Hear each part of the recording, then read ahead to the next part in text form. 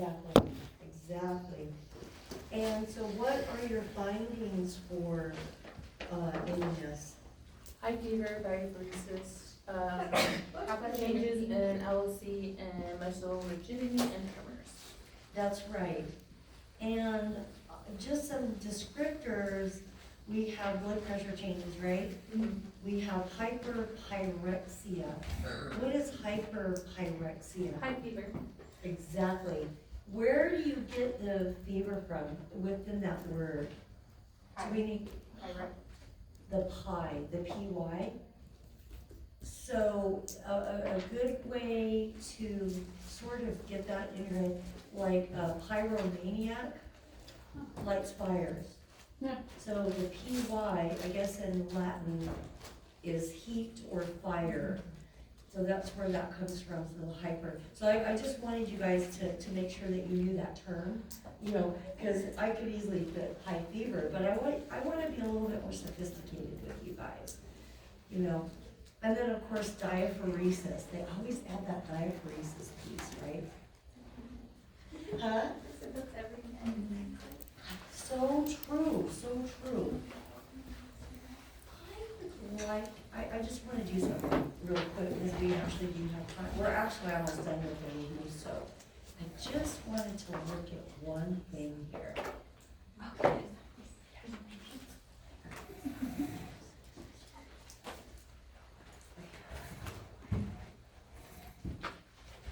I know I saw this the other night. Here we go. Here we go.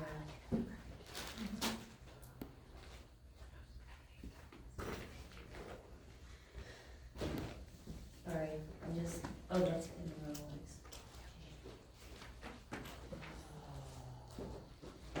Okay. So yeah, so that's the neuroleptic, so can that be deadly?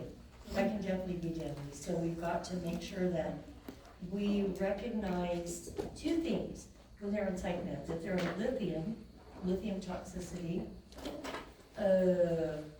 for the SSRI, serotonin syndrome, because the doc's not gonna order levels on it. You've got to know, it's like, oh my gosh, you make that critical thinking connection, you go, oh my god, that looks different, that looks weird, could that be? Yeah, it could be. So I call the doctor's findings, let them know what meds they're on, and they'll probably do a level, they'll do a tox level, and then they'll probably have you hold those meds for a while. You know, and if it's lithium toxicity, we're gonna be looking at the electrolytes, you know, the sodium, and making sure that their diet contains salt. Oh, this would be an instance where you bring salt to them. You know, like your heart failure patients are always begging for salt. It's like, they'll ask anybody who walks in the room for a salt packet.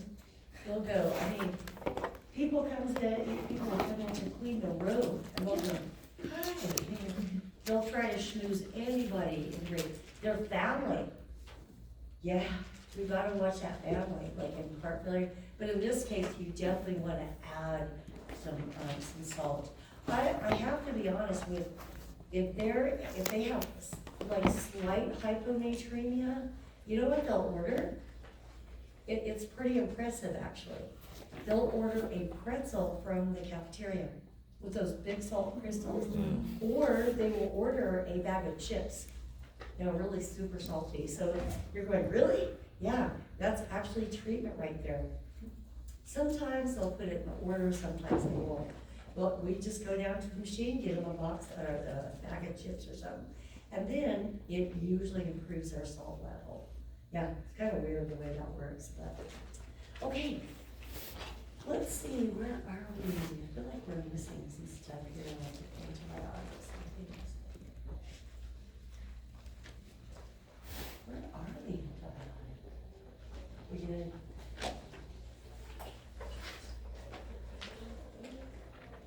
We did fluoxetine, we did, oh yeah, here we go. Here we go. Okay, who's next? Back there, hello, we've got, your patient has an allergy to penicillin. So they ordered something that has cross-allergenicity to penicillin. That's what that's. Yeah, the cephalosporins. Oh, yeah, absolutely. So, you've gotta know that. You gotta recognize that the penicillin group and the cephalosporin group are actually under the broader group of beta-lactam. Absolutely. So we've gotta watch for that cross-allergenicity. Or you could close off an airway. The last I heard, that is not a good thing. Yes, and then I noticed that they do not put a lot of emphasis on first generation, second generation. They don't really tease it out that much. So in general, just like ATI, they look for, okay, what would be a general side effect of cephalosporins? Diarrhea, yep, that's exactly right. And with all antibiotics, they all have a propensity to cause allergies, right? So what are the two big ones to cause allergies? Sulfa and psyllins, even above and beyond cephalosporins. Even though the cephalos and the psyllins are in the same group, the psyllins tend to have a stronger component of allergy, independently, if that makes any sense.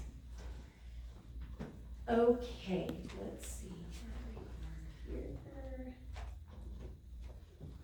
What happened to our Zosyn? I know Zosyn is on here too. Oh, here we go. We'll just go down this way. Okay, let's go to some anticoagulants. Heparin. Why are you giving your patient heparin? Bless you. Allergies are just horrible. Are we getting smoke from Canada? Has it reached us? I was smelling smoke the other night, like, my Yeah. eyes were like burning. Because these eyes are not stopping. Usually they stop after the morning, but yeah, it just keeps going and everybody's sneezing. So we might be getting a little residual. Because sometimes we get it from Arizona and California even. It's horrible. Oh, that was horrible. Yeah, it just burns. So, yeah, so we give it for, it's an anticoagulant. So what's the difference in an anticoagulant and a lytic drug or a thrombolytic drug? It prevents new clots from forming Yep. versus clots. Yep, that's exactly right. So it's that clot, that pre-existing clot, it's not gonna get any bigger, and it's not going to allow for new clots to be formed. So it's very beneficial. It can save your life. Or can you get such a blockage in your leg that you could get compartment syndrome? Yeah, because there's an inflammatory component in there, and you could get swelling and you could get compartment syndrome and potentially even lose a limb. And then of course you have to worry about the embolus potential, you know, from that DVT. So it really makes that monster not as big of a monster, absolutely. So it's gonna be mostly about the MOA for heparin. What kind of different heparins are there?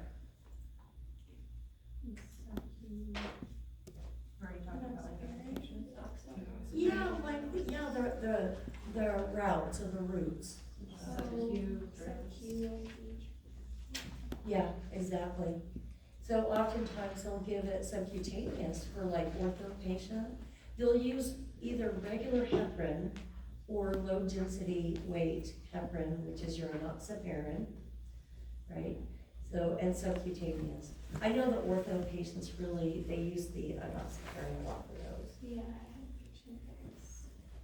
On that, Yeah. did you get it? Were you able to Yeah, get I it? was Oh, really? But then they came on after. did they really? So you had a big DVT. Do you have a PE tube? No, I don't know, I think it was, do you know what? Yes, he did. He was having like all these strokes. Oh, yeah. That's the other thing. So those clots can embolize any place. Even the heart. even the heart, absolutely. All right, so I'm gonna start from the top here. Make sure, okay, I'm just gonna name out the meds again. So we've talked about the benzos. Again, make sure that you know what each of those are for. And, the mechanism is gonna be GABA, which is inhibitory, so it stimulates GABA, gamma-aminobutyric acid, making for CNS depression.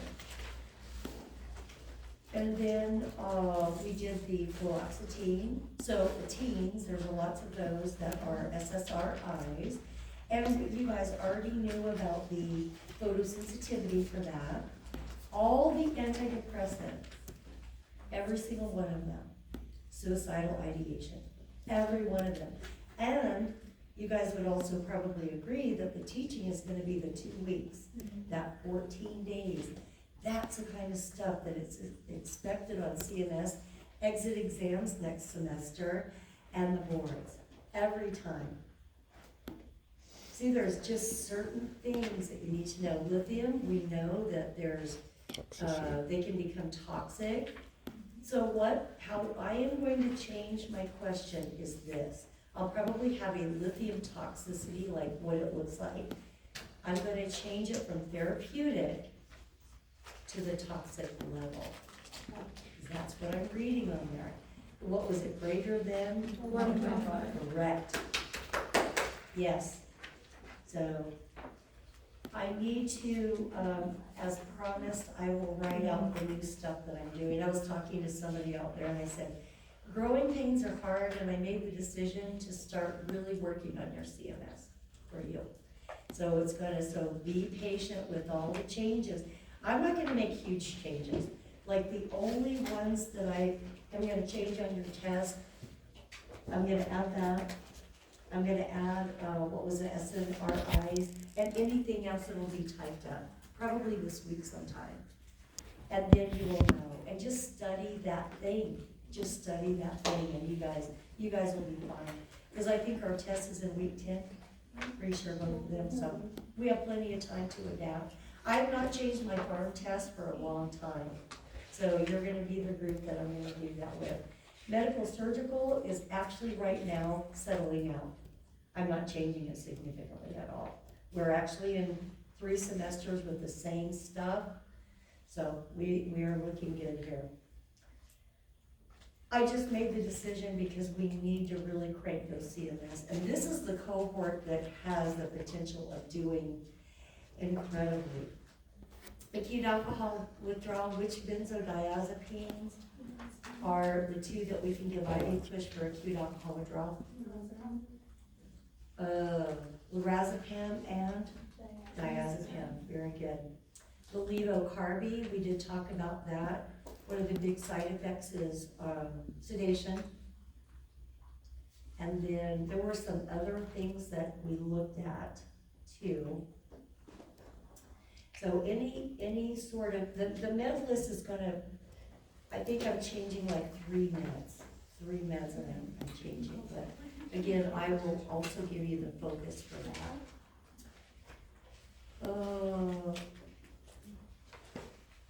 5 calculations always. What? Oh gosh, I knew that I missed something here.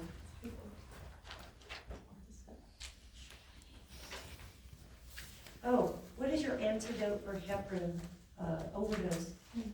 Protamine sulfate, right? That's always on there. I did mention this before. There's a drug that you can give for a person who has chronic atrial fibrillation.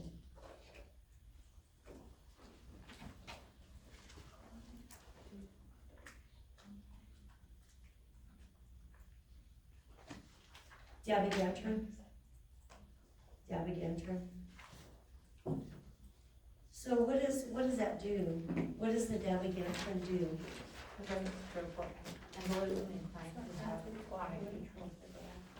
Yeah. Does it play a part in thrombin? Yeah. Is it a thrombin inhibitor? Yeah. Or a XA? Yeah, thrombin inhibitor, XA. So it's part of the XA chain. So it's actually called Pradaxa, but that probably won't be on your test. It's gonna be the dabigatran.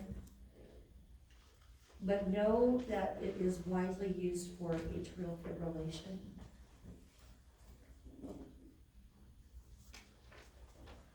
They also said it was used to. Yeah, prevent it's strokes, yeah. I should have said stroke. Hopefully you guys figured out that AFib causes strokes, and that's why you're in. See, it's that critical thinking piece. Okay, so let's talk about a wound infection. So what are you worried about a wound infection? Sepsis, done, end of story. What are the rules to, when you're going to administer an antibiotic? You have to do something before. Check allergies, big time, yes, good. What else? Egg culture. Yes, and what kind of cultures? Everything, right? Wound cultures, blood cultures. And how many sets of blood cultures do you get? Two. And why do you do 2 sets? And how do you go about doing that? Did you get it at different arms? You'll get one over here, one over here. And what's the purpose of doing blood cultures times 2? In case one of them is contaminated. The goal is they don't get sepsis and die. So you really have to get a good isolate in there. An isolated organism, absolutely.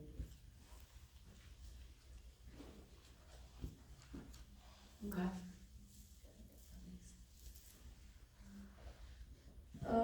Let's see. We talked about the side effects of the cephalosporins, which is primarily diarrhea.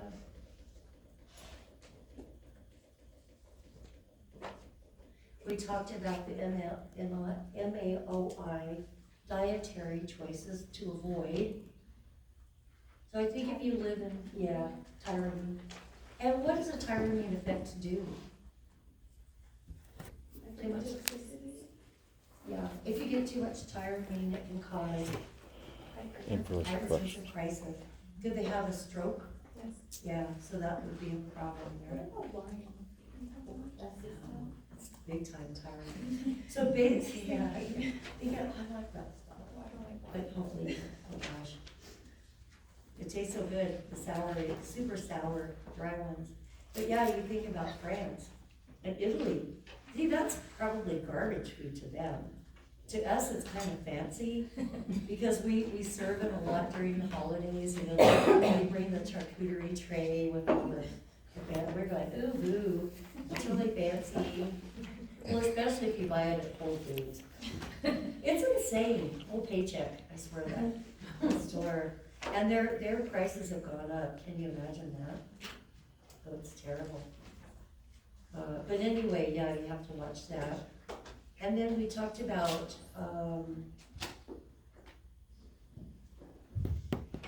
the MAOIs, yeah.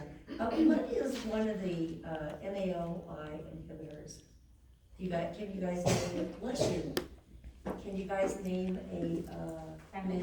like phenolzine? Yeah. And what's the antipsychotic one? That sounds similar to phenolzine.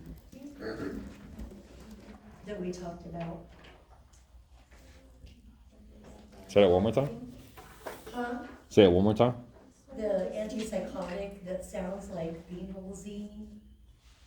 Because phenolzine is actually an MAOI. What is it? Or clonazine? Yeah, clozapine, yeah. But there's also a P in there that's not gonna be on your test, so, but it has a P in it, so. But yeah, the one for your test, I did make those different so you wouldn't get those confused. So clozapine is the one that you guys will be testing on. We did the fluoxetine. We talked about serotonin syndrome. We talked about MS, we talked about percent, the mycins, photonephrotoxicity, metronidazole, which is flagyl, and what we primarily use that part in the hospital. Yeah, anything gut, including diverticulitis, but there are other infections that can take care of. So we'll revisit that before CMS. Let's see, DVT, we did the MOA, that you guys knew about that already. I don't know why I have a hyperthyroidism on here. I'm gonna say that for your next test. Bless you. Oh, it's hard to hold. It's so hard to hold. The sneezes. I know, I was like. Well, at least you guys have normal sneezes. Some of the students have really funny sneezes where they go, you know, they'll do their funnies and it's almost like they're imploding or something. Because they don't want to let it out. And then some of the students will sneeze and their sneezes are like huge.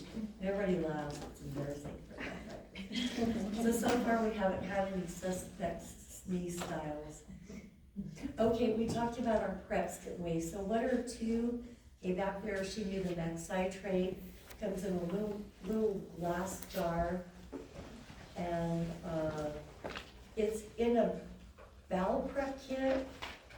Terry, you were talking about the pericolase. Yeah. It will come with a pericolase peel. It will come with a suppository, Dopalux suppository. Okay. And then it will come with a max citrate and also a food spectrum. That's old school. Now what we do is the Go Lightly. Yeah. And they have found it's better, it cleans them out better, and it's one thing that you have to stick in an orifice someplace. All right, what's a drug that you have to give with non-steroidals, with NSAIDs? Cytotec, and what's the name of it? Misoprostol, and remember prostaglandin, prostal. Yeah, and how does that drug work?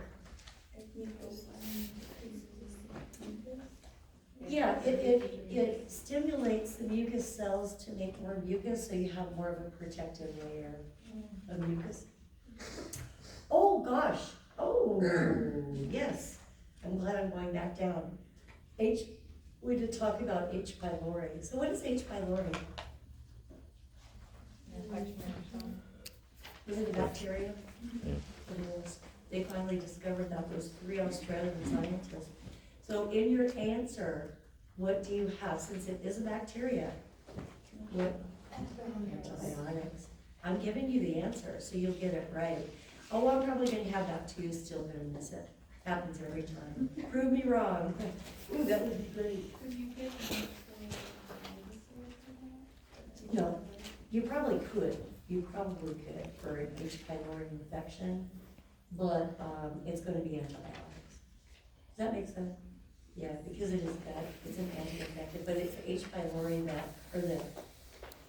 I think I'm not gonna put exact, I will put some exact ones, but it could be any of them. I think on this one's gonna be clarithromycin or something like that. So mycin, so recognize any, so on CNS it might be something completely different than on mycin. Yeah, actually finding and discovering that H. pylori was the big cause of PED, that was quite the discovery, because for so many years, what did we do? We had sick people with bleeds. Oh, we had tons of GI bleeds. What is the medication you give for bleeding esophageal varices besides the metoprolol? What do you give for a bleed, active bleed, especially bleeding varices?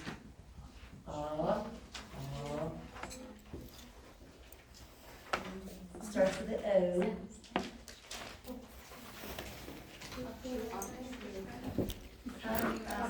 Octreotide. We should practice saying that. This is a weird one. Let's say it together. Here we go. So it's octreotide. So here we go. 3, 2, 1. Octreotide. Yeah. And if you get used to saying that, because you might have to ask the doc, are we gonna be starting octreotide? And the other name is Sandostatin. There is definitely something in the air. Oh, yeah, for It is- sure. This is for bleeding, you said, right? Oh, yeah, yeah. And really the mechanism of action, what it does is it vasoconstricts. There's a certain flow, splenic blood flow that flows to the lower third of the esophagus. And what it does, it's really awesome and widely used. It constricts those varices. So what do we try to prevent? Death caused by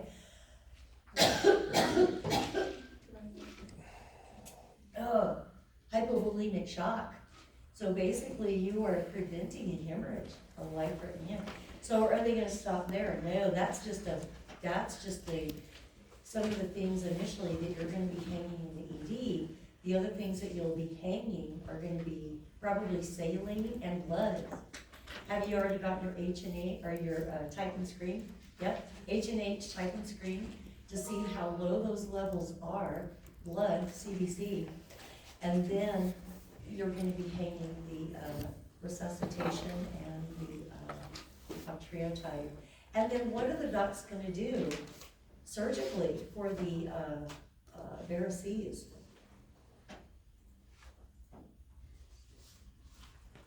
So this is med-surg. You have to tie those together, right? So what are they gonna do to take care of that bleeding? Since the beta blockers wasn't effective conservatively, are they gonna do a Blakemore tube? Svenstaken Blakemore, and what is that? It's like a balloon, isn't it? That's the balloon, very good. Yep. It'll get in there and it'll press on the sides like balloon angioplasty. And what that does is it compresses the varices and it prevents the bleeding, the bleeding event. Because two things can happen with that bleeding event is, of course, hypovolemic shock can kill them with mods. Number two, when you have a bleed like that, do you increase ammonia, which worsens the encephalopathy? Is that another concept that's way out there, but it's true? So why do you get more ammonia when you have a bleeding event? Does it have to do with the liver? Does. Are they not, is it not doing clotting factors or something? So this is how it works. When you have a bleeding event, anybody, those blood cells that are extra, they end up in places where they don't end up, or in large amounts. So what does the body do? It starts breaking down red blood cells. And when you break down red blood cells, are you breaking down protein? Yeah, so you're breaking down protein, and what is protein? What is the byproduct of protein breakdown? Ammonia. Exactly. So the liver, it does go back to the liver, and its inability to cross, to metabolize ammonia into urea. Because then when it goes to urea, then you can excrete out the urea, right, out of the kidneys. That is if the kidneys are good. You could have hepatorenal syndrome. See how that works? So yeah. So the bleeding event can cause the encephalopathy. So when you take care of, if you ever take care of alcohol people, and they already have encephalopathy, and they have the GI bleed, you're gonna go, why is their ammonia going up? You're gonna be able to say why. Because of the breakdown of the blood cells, isn't that amazing? So we really don't want a lot of blood cells floating around because of the hypovolemic shock and the increase in ammonia level. How do they fix that? The what? You know, like all of the high ammonia and all of that. Oh, you tell me. That's easy, right? So how do you decrease ammonia levels? Lactose. Lactulose. Okay. Yeah, lactulose. It's a polysaccharide that will bind to the ammonia in the gut, and they poop it out. If you're a tech, you know, you've had the back end of the deal many times. Yeah, with K-exolate and lactulose. Sucks. So you want to be on the end of saying, oh yeah, I gave 3 doses of lactulose. And you'll be getting the, oh yeah, thanks a lot. But sometimes you'll be the one saying, oh, thanks a lot. It's a reciprocal thing there. You know, we take our turns with that. Okay, let's just keep going. Let's just do the second review. So we're going over this at least twice. I love it. This is so much fun. Now that we're over the big panic of some new stuff, you guys panic so easy. I understand why. You do. I understand. It's uncomfortable. When you start going, oh crap, more stuff to learn. But yeah, ultimately I want you to be better. But we're just only gonna change some psych meds and the fondaparinux. Oh, what was the fondaparinux for again? Prevents clotting. If they can't, if they experience, yeah, a heparin induced, so they're on heparin drip, right? They get the HIT, heparin induced, so on. And so they still have a clot. You can't let them, you know, have a problem with that. So this is the alternative. UNM Hospital loves fondaparinux. We were there one summer. Oh my God, that was such a great rotation. And almost every patient got the fondaparinux. They just bought it over there. I know at Crest they use enoxaparin. Just for about almost every heparin need, you know. You have the regular sub-Q heparin, and then you have the low density weight, or they'll call it low molecular weight. All right. So, I'm sorry, Oh yeah, no problem. so it's not because of the, allergy or anything, it's just because they still have thrombocytopenia, right? Well, no, it's because the heparin caused the thrombocytopenia. Oh, gotcha. They come in with the DVT, they hang a heparin drip, their platelet count, so that's part of the care, is the doc will order platelet counts and CBC is differential and all that, to make sure they're not bleeding too, right? So, with that heparin, the heparin drip caused the heparin-induced thrombocytopenia. But they still need an anticoagulation That's what we medication. did. Exactly, yeah. You have to have some sort of alternative thing.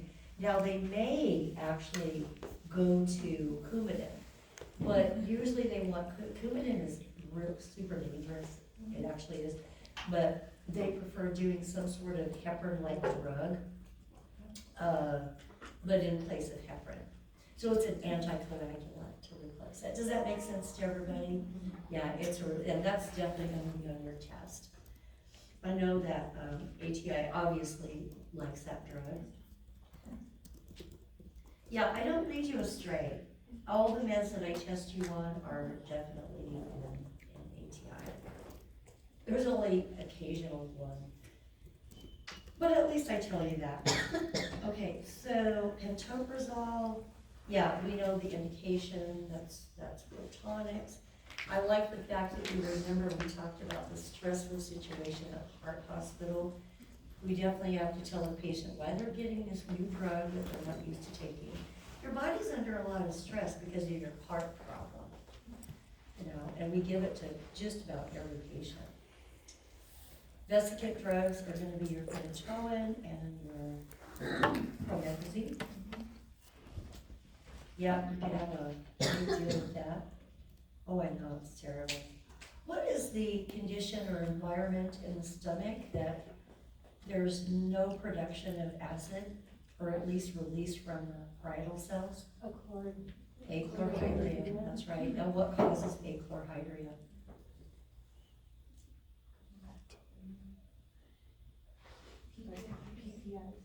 Yes, the PPIs, the pantoprazole. Azoles. Because remember you have Nexium too, omeprazole, that's the OTC form purple pill. Pantoprazole. They all sound the same. All right, is there an atypical antiemetic that you can give for specifically giving opioids? So opioid-induced nausea. Naloxone. Yep, see, we could have thought of that, it's brilliant. It doesn't completely reverse the analgesic effect, but it does help them with their nausea. I was proven that it actually works. About half a dose, but I wouldn't worry about the dosing, you might have a different protocol. Sulforaphate, what's that used for? Coating in the stomach, yeah, good. I think I had Imitral on there. And what's the Imitral for? If you're pregnant women. Yeah, for pregnant women. Let me pull up my list and see if I have missed any meds.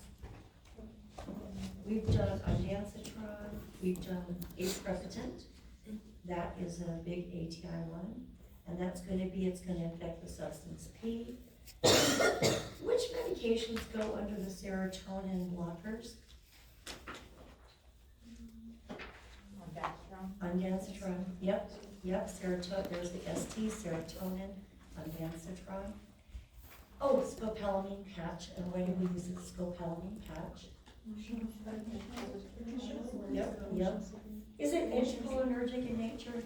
It's a, big time anti, and it can have some systemic effects. I can guarantee you, you're gonna have to know, the anticholinergic side effects for CNS and boards. Probiotics, we talked about, and why does a patient have to take probiotics? Yeah, flora, flora. So you're gonna have some patients that you have to give every 4-hour antibiotic. It's a pain. Oh God, I didn't enjoy taking care of this pain. Because you're so busy as it is. Every 4 hours, you gotta go in there and you see all the different IV antibiotics like Procidivacil. Well, what's the antibiotic they take for C. difficile?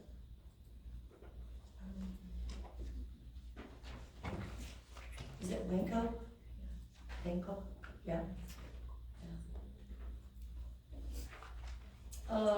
Pimitrals for pregnant women, Inditol, promethazine, pantoprazole, misoprostol. Oh, dronabinol, what is dronabinol for? It's antiemetic. Yes. Also for weight gain. Yep. Does it stimulate appetite? Yes. For patients who take chemo or who are critically sick, it's really primarily to decrease nausea and to increase appetite. We've already done the H2 antagonist, they imidine, and we may give those for allergies to PPIs. But what is the big thing, especially with IV push Pepsid? Hypotension, very, very good. We've already talked about the H. pylori. You have got to find an antibiotic in your answer or you will miss it. Carafate, which is sulforaphate. I'm gonna take Pepto-Bismol out because it's just, we don't really get that a lot, but people take it at home, kids take it. It does bind to bacteria that causes diarrhea. Oh yeah, the B12, and what are we giving B12 for?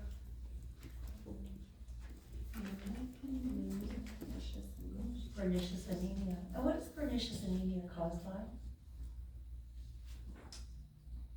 Liver? Or is it alcoholic? It could be alcoholic patients. Stomach. What's going on in the stomach? Gastritis. I heard gastritis over there. Doesn't wear down the mucosal layer.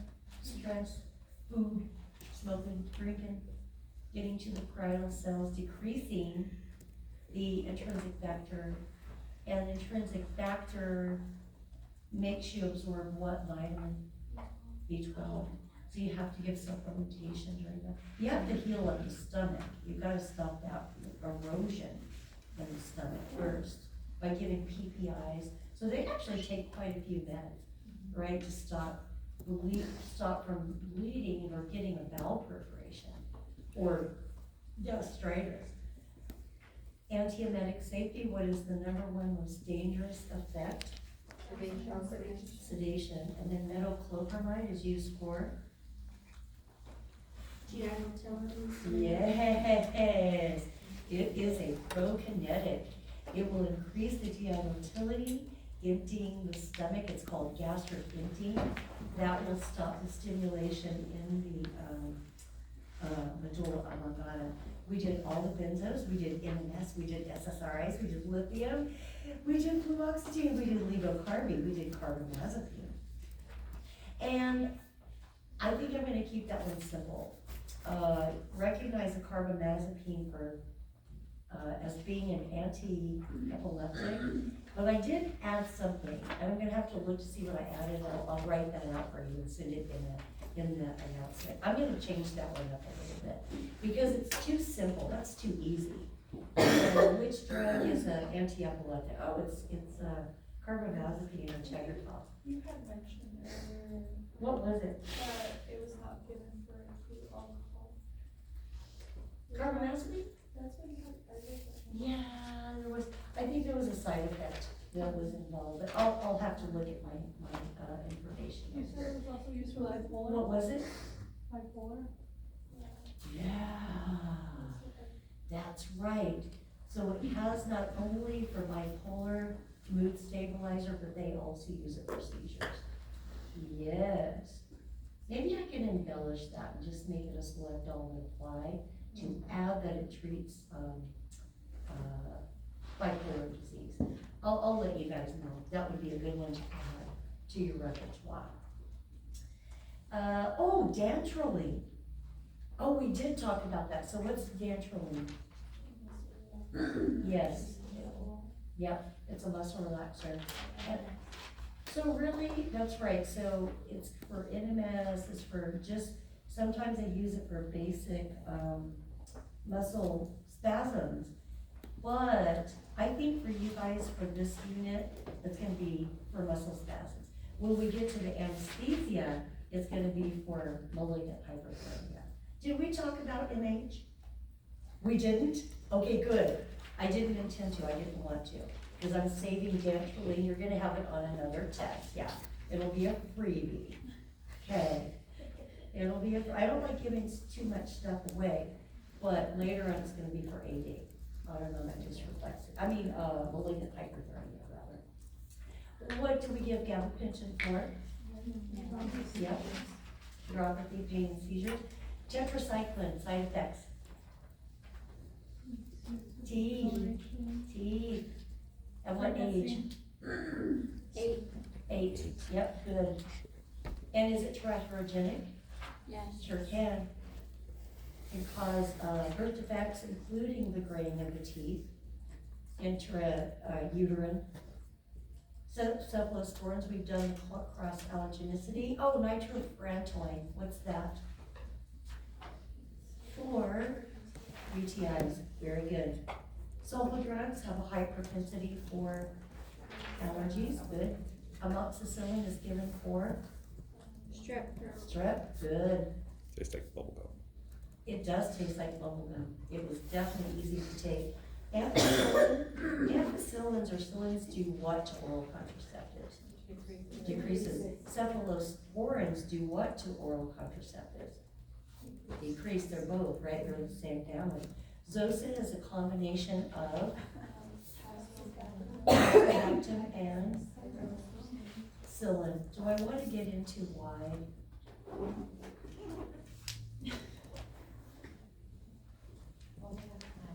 Resistant. 5 minutes. The tazobactam actually prevents the breakdown of the penicillin. They add that so the penicillinases will not kill the antibiotic. Am I gonna put that on your test? No. This is what I want you to know, but we're gonna review this later. So with tazobactam, it's piperacillin tazobactam, right? It's classified as a psyllin, so that's what I want you to know. Remember, this is that one we run it at 37.5 cc's an hour. It's bizarre, very popular. Okay, that's called Zosyn, so the piper-tazo. Aminoglycosides, what is it? Otonepro. Metronidazole we did. Quinolone, what is the big side effect of quinolones? Deep tendon reflux. Yeah, rupture.